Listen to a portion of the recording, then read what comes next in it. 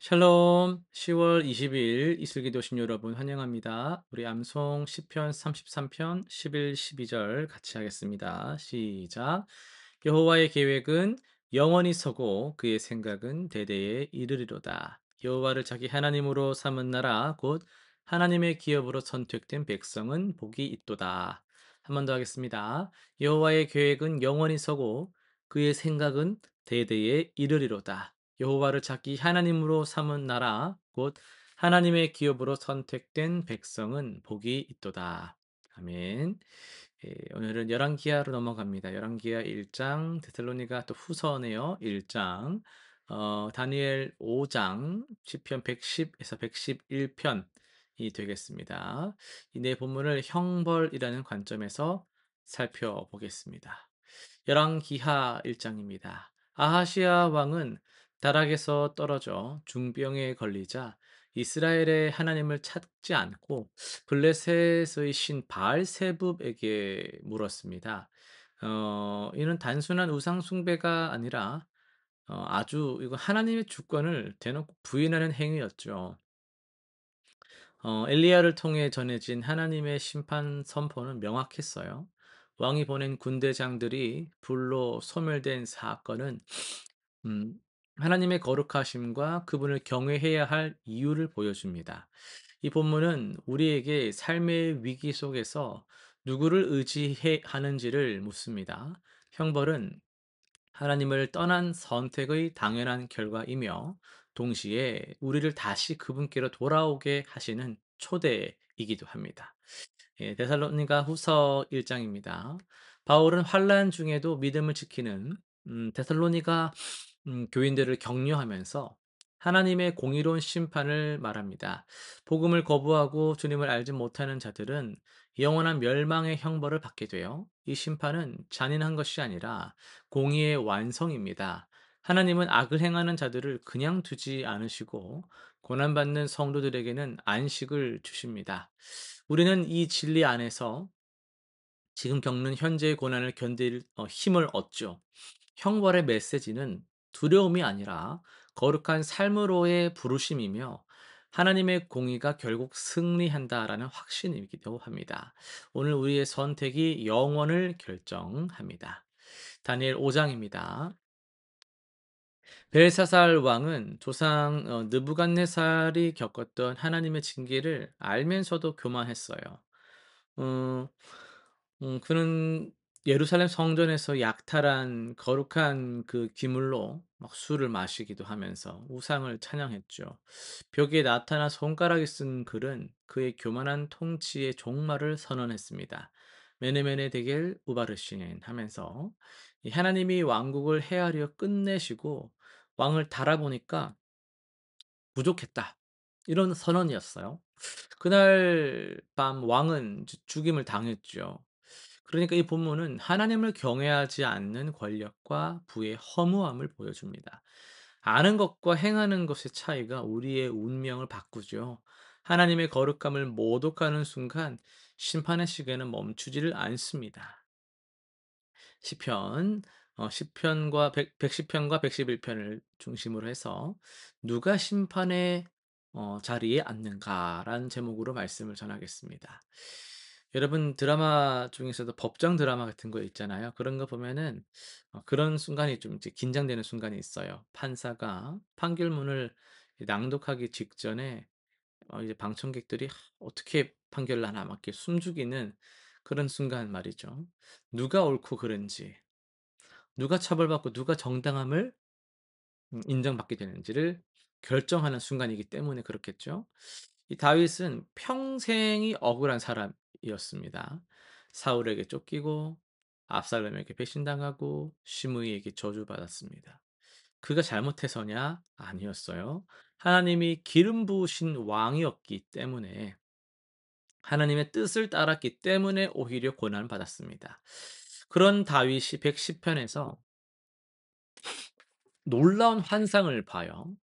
여호와께서 내 주에게 말씀하시기를 내가 네 원수들로 내 발등상이 되게 하기까지 너는 내 오른편에 앉아 있으라. 여기서 우리는 묻게 됩니다. 도대체 누가 심판의 자리에 앉는 것입니까? 재판장은 이미 정해졌습니다. 다윗은 자기보다 높으신 분, 내 주를 봅니다.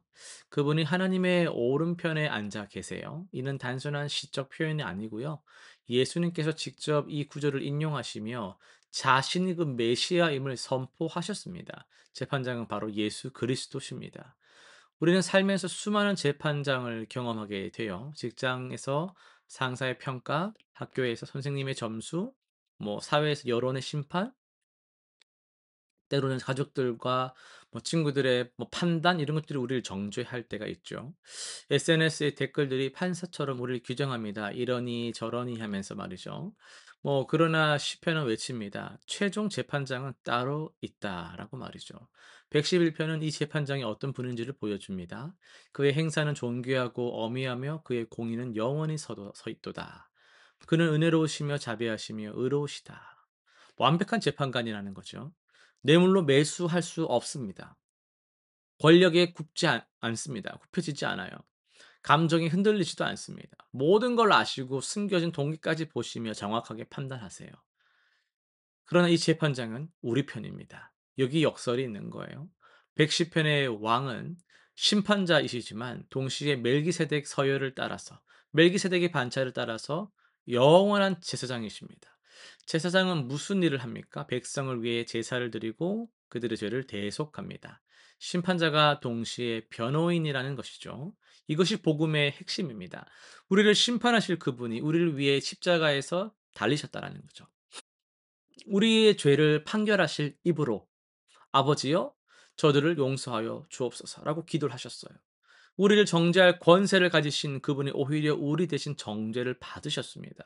그래서 다윗은 담대한 거예요. 원수들이 아무리 많아도 자기를 괴롭히는 자들이 아무리 강해도 두렵지 않은 거예요. 왜냐하면 최종 심판자 끝판왕이 자기 편이기 때문이에요.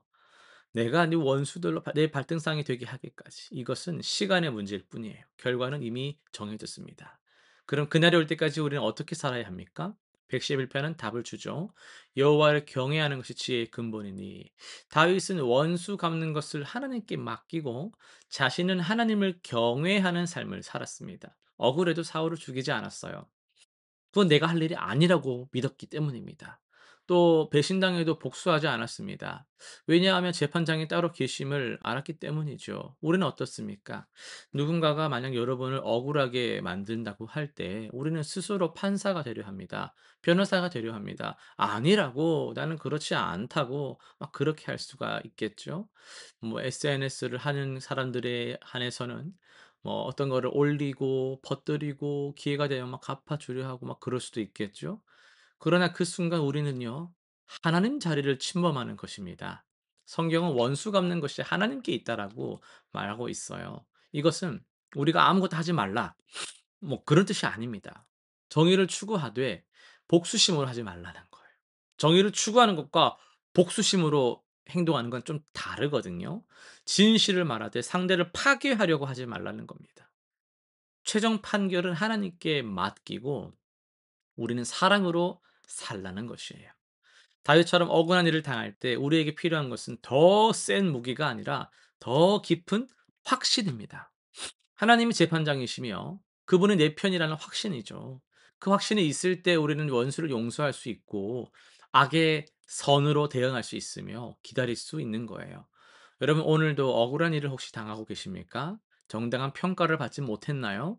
누군가의 거짓 때문에 손해를 보았습니까? 옳은 일을 했는데 오히려 비난을 받았나요? 이 시편이 여러분에게 말씀하고 있습니다. 조금만 기다리세요. 재판장이 곧 오십니다. 그분이 모든 것을 정리하실 것입니다. 동시에 이 말씀은 우리를 겸손하게 합니다. 우리도 언젠가 그 재판장 앞에 설 것이기 때문이에요. 그날 우리는 무엇으로 서겠습니까? 우리의 의로움으로 아닙니다. 우리를 위해 죽으신 예수 그리스도의 은혜로만 설 수 있습니다. 그분이 우리의 재판장이시자 변호인이십니다. 그분이 우리의 심판자이시자 구원자이십니다.